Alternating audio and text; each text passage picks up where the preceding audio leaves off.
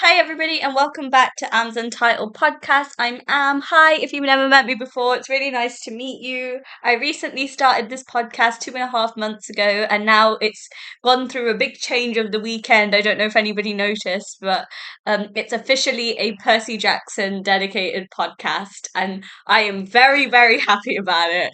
I've been thinking about this decision, I think, for nearly a month. Like, it's crossed my mind a few times, and in the last 2 weeks, I've really thought long and hard about it, and I'm like, yeah, I'm just gonna do it. And I know that there are so many other Percy Jackson podcasts out there, and they're amazing. Like, I love listening to them when I'm on the train and stuff, going up to uni. I think their content is awesome.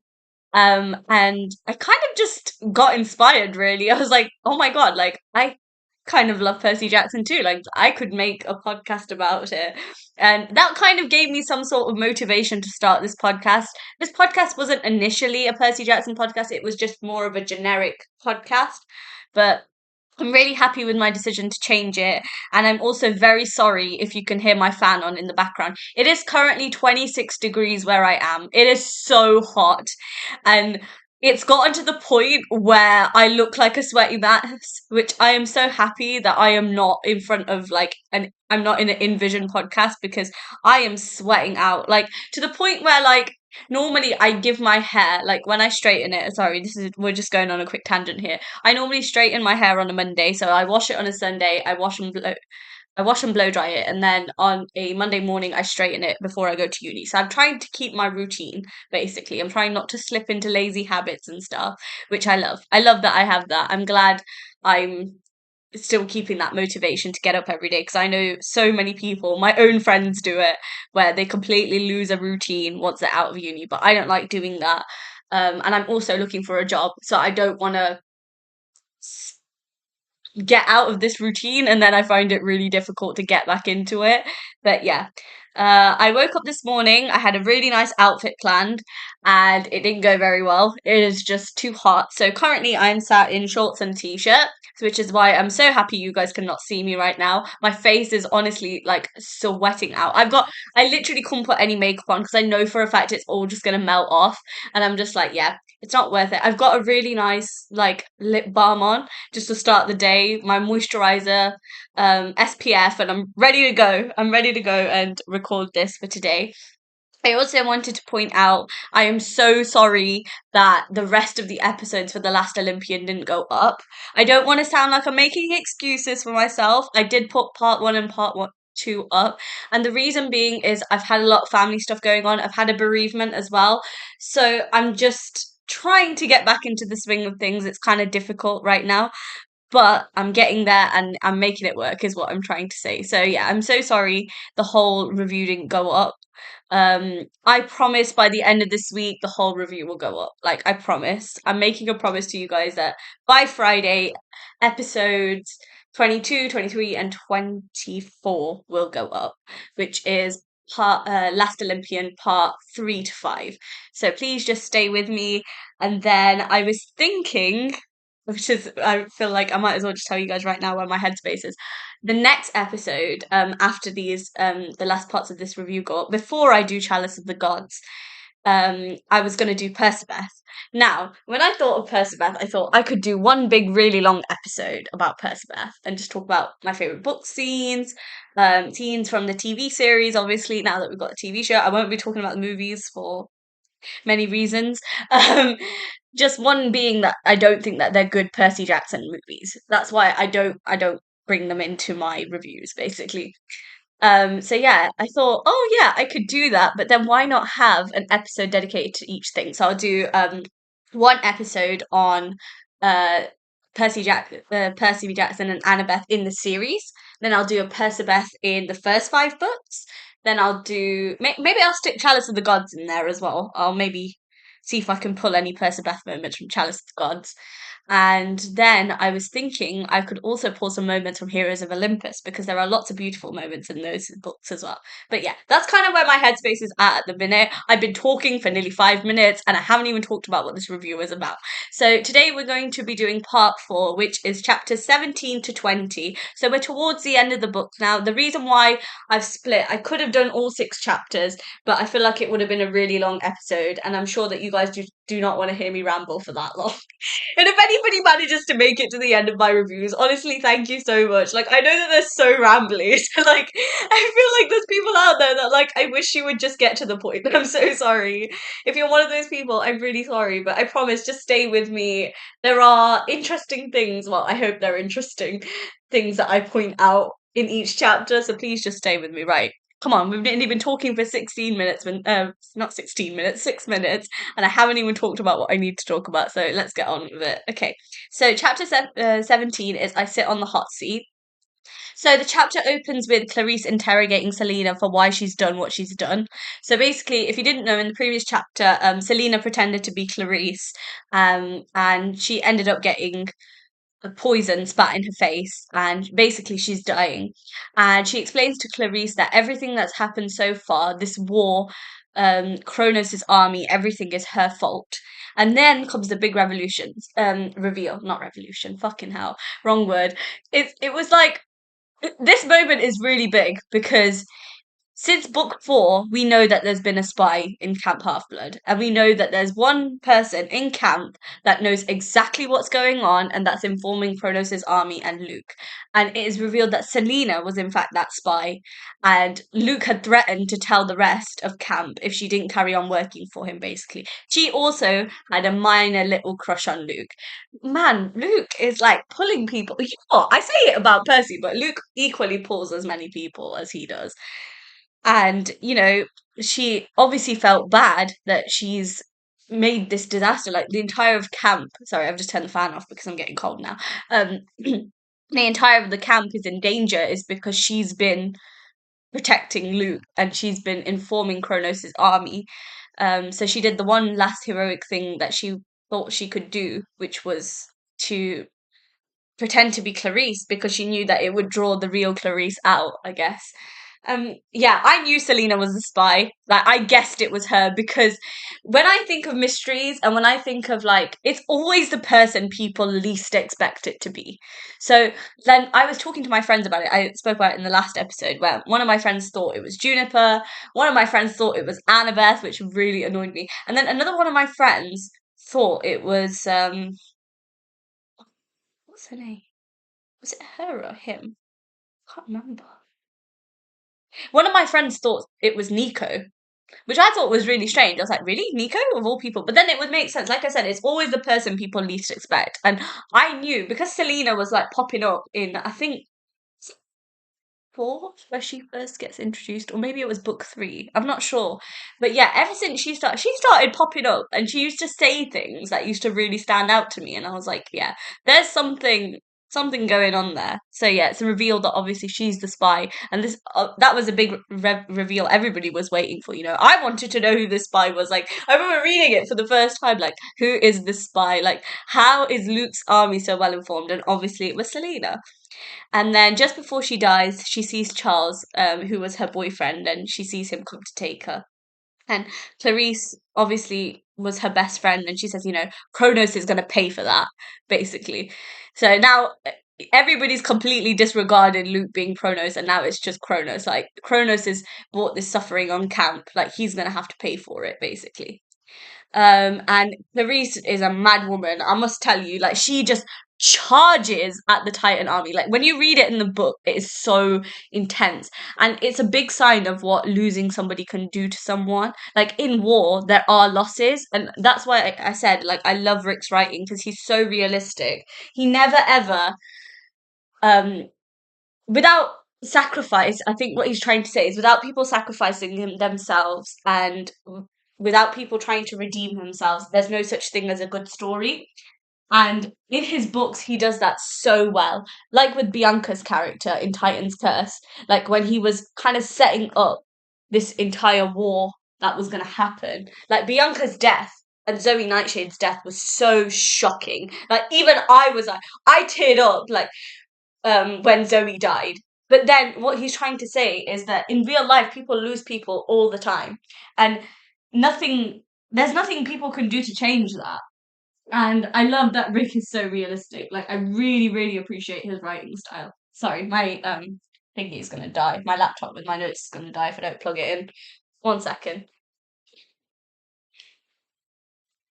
It's a good job I turned the fan off. I would have had to turn it off anyway because I can't have two things running on the plug socket at the same time. Okay, so we're all plugged in. We're okay now. Um, and one thing Clarice does is she says, Kronos, she literally calls out to him and says, you come here and face me. But Percy is obviously trying to control her and tells her to withdraw. Um, I don't know if she listened or not. And, Chris says that I'll watch over her. I'll make sure that she won't do anything stupid, basically. Oh, bless Chris. Oh, he's such a great character. He's another character that's really grown on me in these books. Percy tells them that they have to disable the elevator because obviously that's the Titan's way up to Olympus, basically. Because obviously Olympus is on the 600th floor. Percy asks Mrs. O'Leary for one final favour. Obviously, um, it's quite.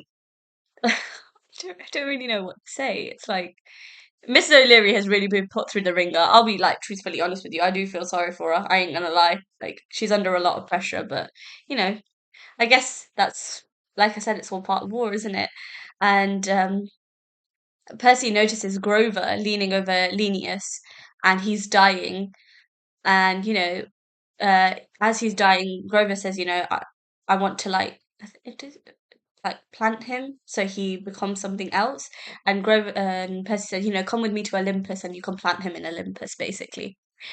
Annabeth tells Percy that he was right about Luke, and that he's no good. Now, that is a big thing for her to say, because up until this point, she has been in denial about Luke. She's always been worried for him. She's always believed that there's still something good in him. And now that she's losing faith, that's like, I remember reading that and I was like, whoa. I was like, this girl has just completely changed. And like, I don't think I think Percy is secretly happy that she finally agrees with him. But I still like, even though she said that, like, I would have still worried about how she would behave, like when she saw Luke. Like, things might completely change. Like, she might be saying this now, but when she actually physically sees him, because up until this point, like, Annabeth hasn't really seen Luke since he properly became Kronos. Like, when she saw him in Titan's Curse, like, he was still Luke. Like, he wasn't fully Kronos yet. Yeah, he was being manipulated by Kronos, but he wasn't like Kronos' host body. But I feel like now that Luke is actually evil, it would be difficult for her. Like, I knew I would find it hard to face somebody who I had feelings for because feelings can really fuck you up. No offense, sorry for the language, but they can really put you through the ringer. And I think that's exactly what's happened to Annabeth. And another thing I relate to her about, like I said, Rick makes these characters so grounded.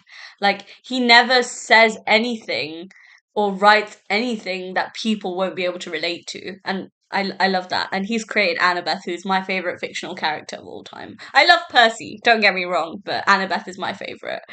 And they obviously go up to Olympus. And Percy tells Pollux to tend to the wounded members.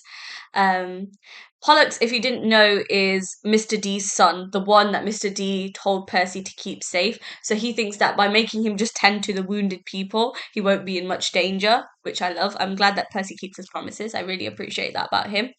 And as they enter the god's throne room, they find Rachel standing at Zeus's throne with the ceramic vase. So if you didn't know, or vase, is what I would call it, and she can see hope.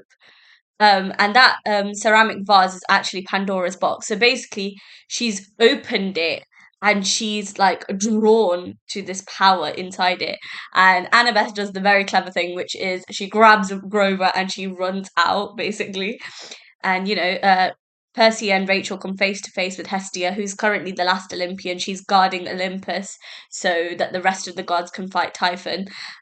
Rachel tells Percy that their fates are in fact not intertwined. Do you know what? I do love this scene, and I'll tell you why. Because this is one thing. Like, I remember when I was first initially reading the books, I didn't really like Rachel, but now I really like her. Like, as an adult, and I've read this back, but this scene just sells her to me. Like, I love her in this.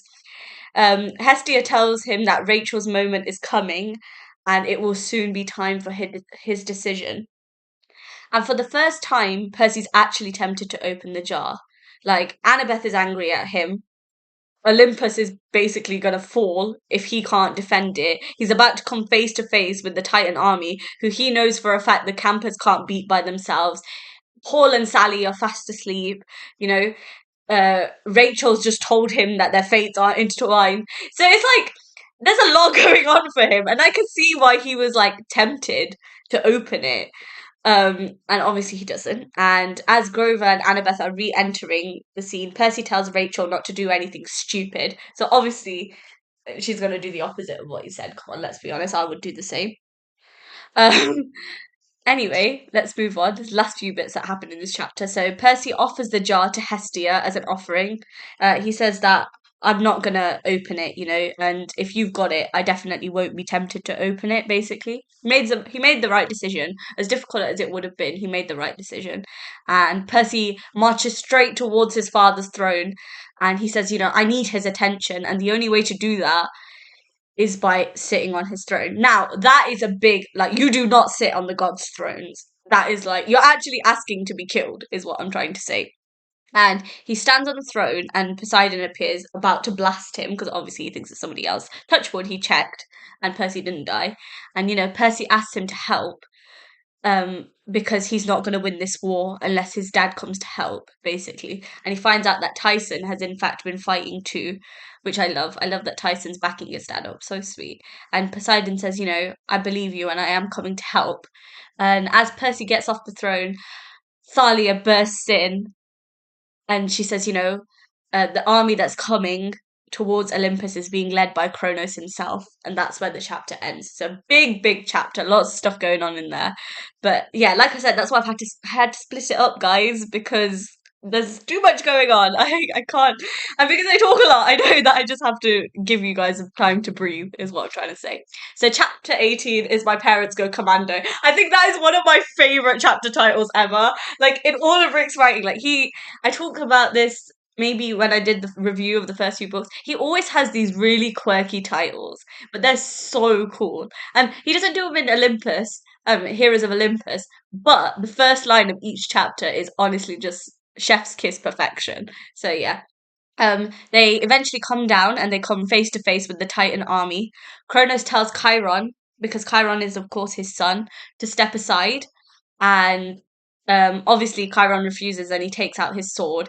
Now, this is the first time like Chiron has ever fought with a weapon, and the fact that he's gonna face his dad in Luke's body must seem quite bizarre to all the campers, because they're all just standing there like, what's going on? Even I would be like, what the hell?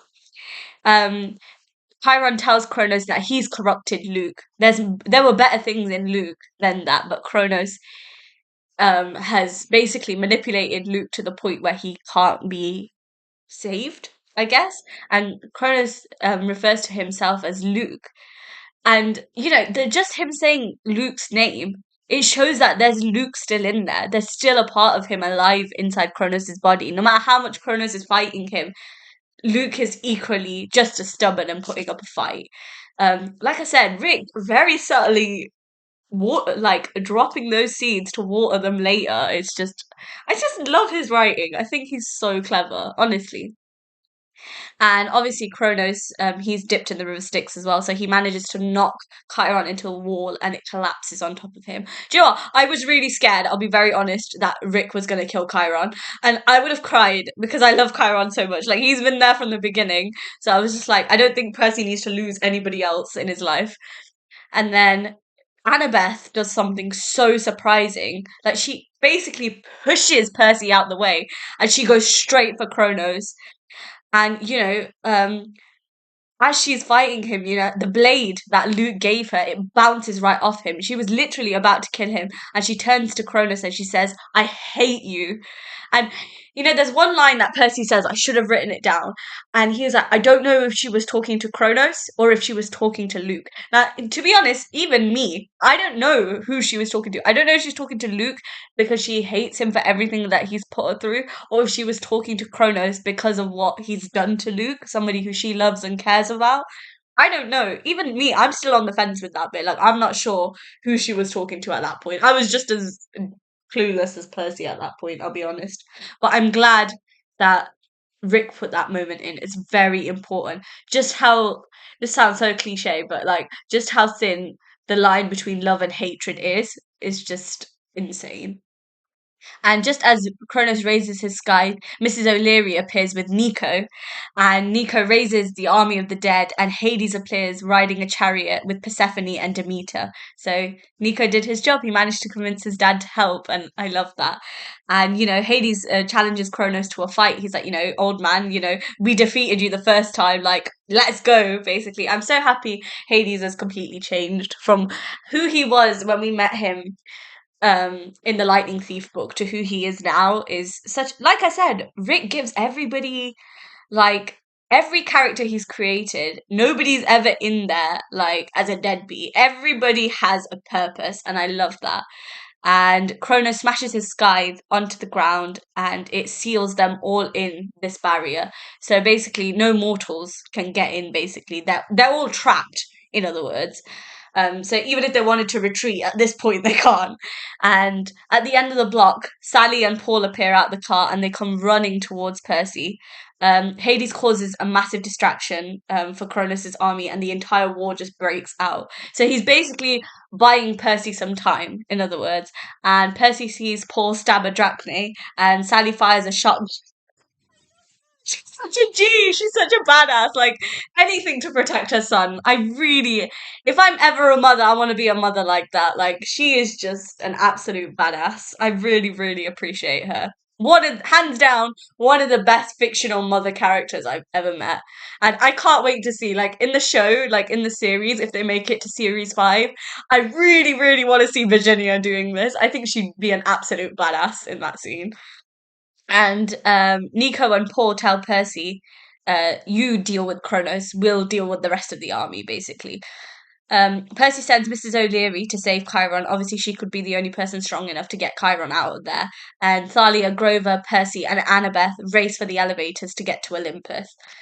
And I believe that's where the chapter ends. Yeah, so chapter 19 is We Trash the Eternal City. Like I said, these chapter titles just give me life. Honestly, they're so good. So the bridge to Olympus is dissolving. Obviously, there's so much going on. The entire world is hanging in the balance. And just as they go to climb it, Annabeth is hanging off the edge.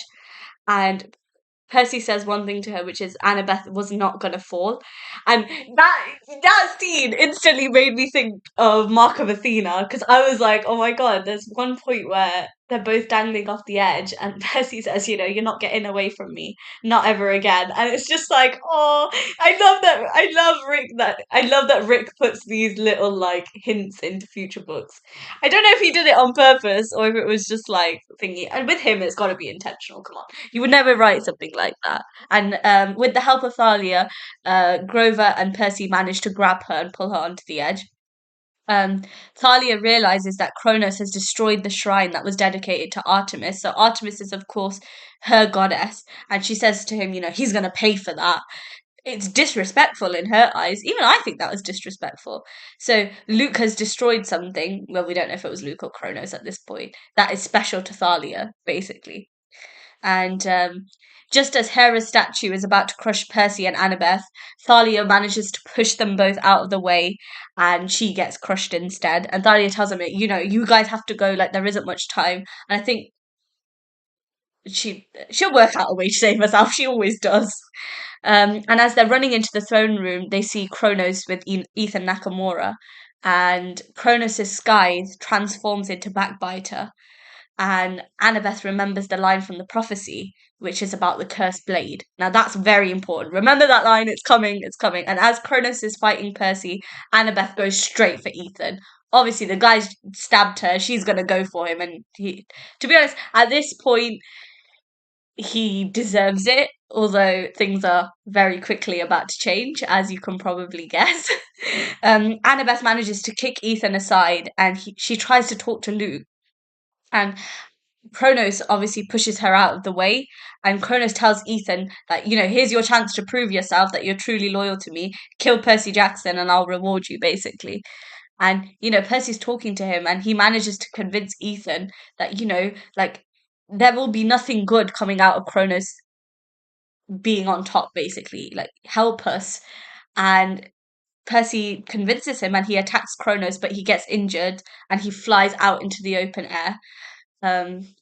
Yeah, he does die, is what I'm going to say. I'm pretty sure he dies because of it. But like I said, redeemed himself. This is what I mean. Rick gives every character that deserves it a redemption. And I love that. I love that writing. Some people are truly worth saving, is what he's trying to say. And I love that.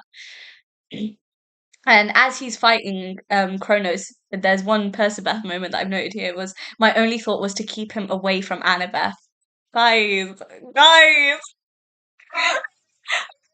can't take it anymore. They're just too cute. Like, honestly, I was like, if anybody's looking for a partner, you need a Percy to your Annabeth or a Annabeth to your Percy, guys, because they are my Roman, well, technically Greek Empire. They are just so beautiful. Like I said, Rick has written it beautifully. There is nobody that writes a love story the way he does. No slow burn that is better than Percabeth. If anybody else has got a better slow burn than Percabeth, I'm all ears, but I know that they're top tier in my eyes.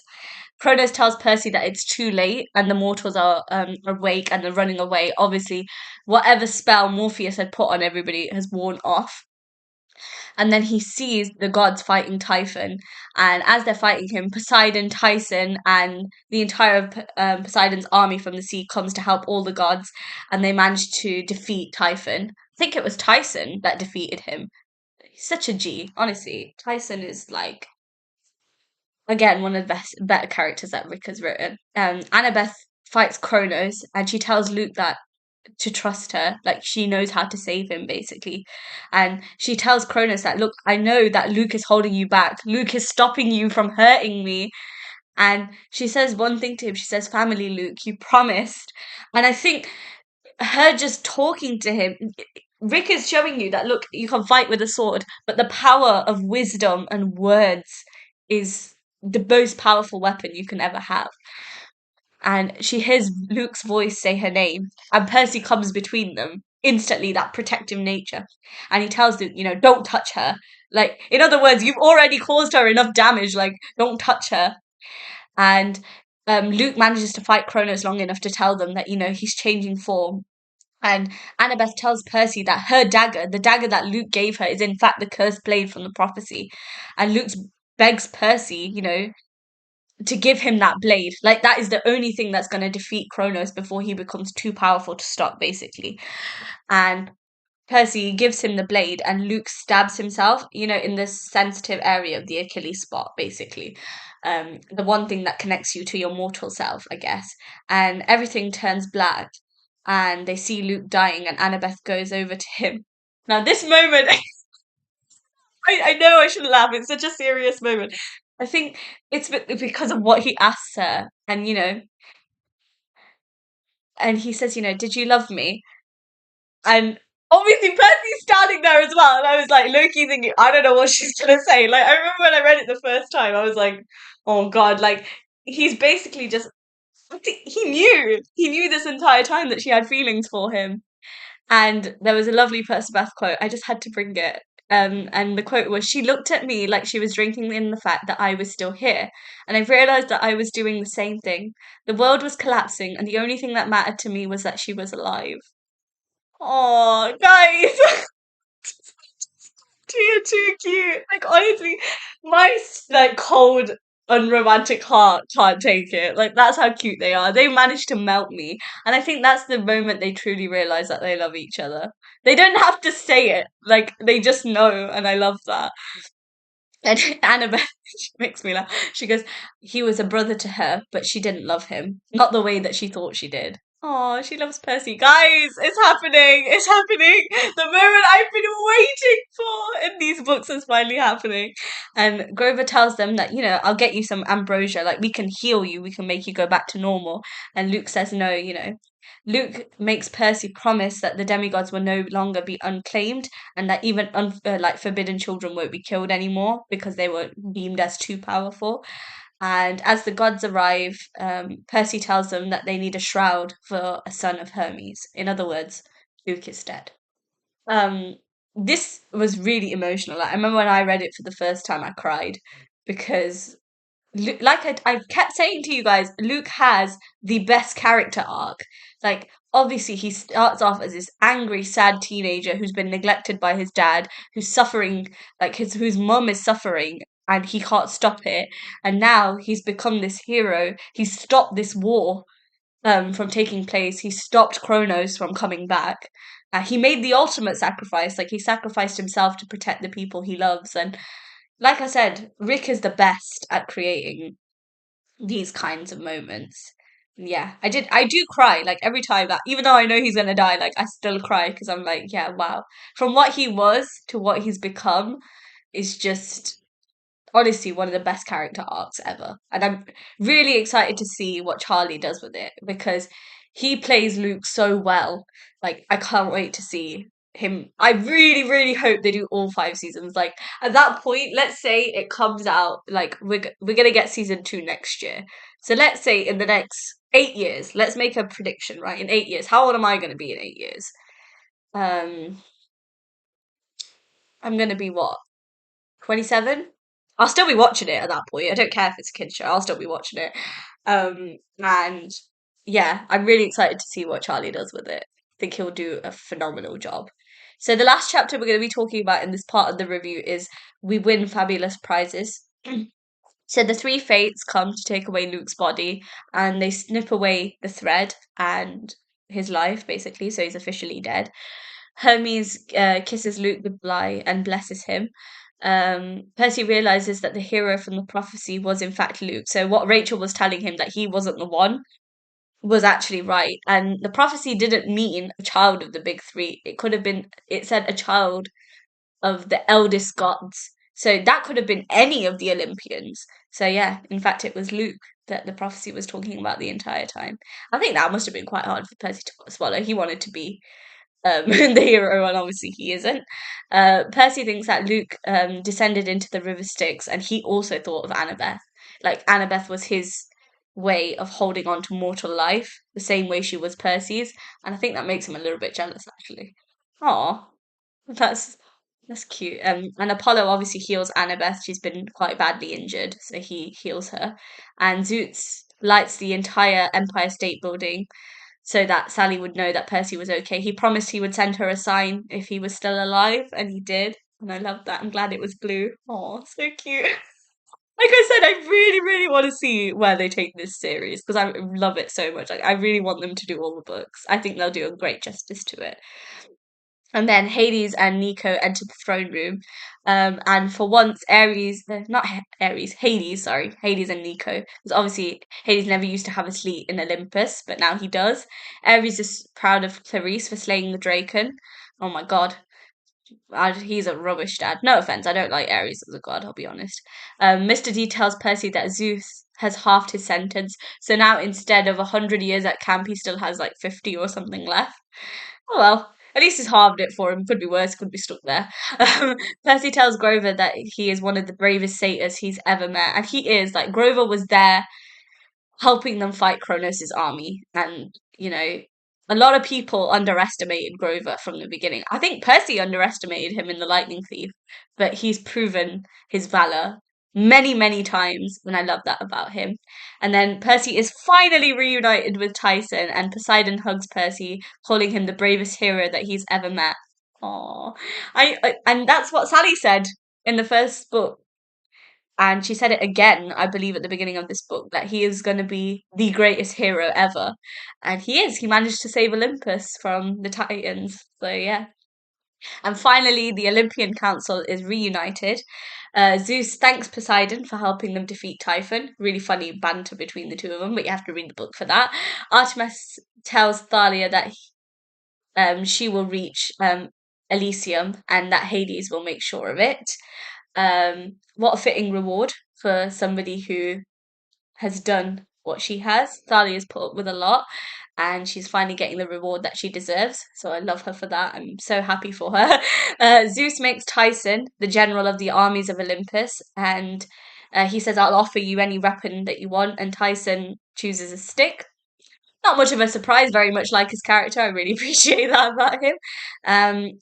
Grover obviously faints when Mr. D tells him that he will be treated as Lord of the Wild and that he is officially a member of the Cloven Council. Aw, they're all getting what they deserve, and I love that. And obviously, Athena calls on Annabeth to redesign Olympus, and she has been officially named the architect of Olympus. Oh, I'm so happy for my girl. She has always wanted to be an architect, and now she is the architect of the Eternal City. So I am so, so proud. I remember reading that and being like, yeah, so well deserved, honestly. After everything she's been through, I'm so proud that she got what she deserved. Poseidon calls upon Percy, and Zeus offers to make him immortal. He said he'll have a seat in Olympus and he'll be an Olympian. And there was a lovely Percabeth moment, and he was thinking about back in Titan's Curse, where he'd been on the edge of a panic attack, thinking that he'd lose Annabeth if she joined the Hunters. And now she was looking at me pretty much the same way. She knew that if Percy accepted immortality, she'd never see him again. And he turns it down for her. Oh, that's so cute. He turns down immortality to be with her. That's so cute. He would rather die than be without her, guys. That's top tier, man. If you're looking for a partner, you need somebody like that. Percy refuses, but he says that he wants a gift, which is a promise that is sworn on the river Styx. So the highest oath, so even the gods can't break it. And he says that, he wants all the demigod children to be claimed, even demigod children of the minor gods. He also wants the minor gods to be acknowledged by the rest of the Olympians. He also says that he wants Calypso, as well as the other peaceful Titans, to be forgiven for their mistakes. He wants Hades to have a cabin at Camp Half Blood as well. And he says that he wants the pact that the big three made, obviously about their forbidden children, to be dissolved, and that no more demigods should be killed, no matter how powerful they are seen to be. I had to sneeze there. I didn't want that in the recording. Percy tells the gods that he holds them to their oath, and Athena agrees that all the gods were in favour of this. And Tyson says to end the chapter, "All hail Perseus Jackson, hero of Olympus and my big brother." Aww. So like all these characters are so wholesome. Like Rick really knows how to create characters that you love. And I'm glad that he uses Percy's full name. He calls him a hero and he refers to him as his big brother. And I love that. So let's talk about my final thoughts. So it was a really emotional few chapters. There was a lot going on. Obviously the big reveal with Selena being the spy. But again, she redeems herself. She attacks the Draken, and unfortunately she dies. She dies a hero's fate. That's all anybody could ever want, I guess. I'm so happy the Rachel and Percy situation was finally cleared up. I'm glad she doesn't view Percy like that. I love it. It made my Percabeth heart really happy. And Rachel's really grown on me. As much as I was angry about her intervening in the Percabeth relationship, her character's really grown on me. Um, Percy finally got to see Sally and Paul again, and I'm glad that Sally was there to help him fight the war. I think that was amazing. I love that there was more of a hateful side to Annabeth in this. She can finally see that Luke isn't a good guy, and she accepts what's happening because she's been in denial this entire time, and now she's finally accepted it. So I'm glad that she finally got her closure as well. And when they came face to face with Kronos, Luke got obviously his redemption, the best character arc. His death made me cry. Like I said, it always makes me cry, even though I know it's coming. Um, yeah, like I said, he dies with Hero's Fate. Best character arc in the series, no doubt. He's a lot of people's favorite characters. Now, I never understood that, like when I first read the books, but now I get it. I'm like, yeah, he truly does deserve to be one of people's favorites. Percy being so protective over Annabeth, the fact that he turned down immortality for her, that's absolute relationship goals in my eyes. And obviously, the big oath that Percy makes the gods swear on the River Styx has completely changed the lives of all demigod children and the minor gods, which I love. So yeah, I love that his gift wasn't selfish and he kept the promise that he made to Luke that all the demigod children will be looked after, and I love that. So yeah. There's still another 3 chapters to go, but I will talk about that in the next episode. I've been talking for nearly 40 minutes. But yeah, thank you guys so much for listening in. I really appreciate it. I really, really appreciate your guys' patience as well. It's been a really tough few weeks. And doing this podcast has really helped. It's made me feel a lot better. So thank you so much to you guys as well for listening in. Don't forget to subscribe to my YouTube channel. Episodes are available to stream on Spotify. You can follow me on Spotify as well. Follow me on Instagram. If any of you guys are listening into the reviews, tag me. I'd love to see what you guys think. And I will speak to you guys in the next review. Mwah! Bye!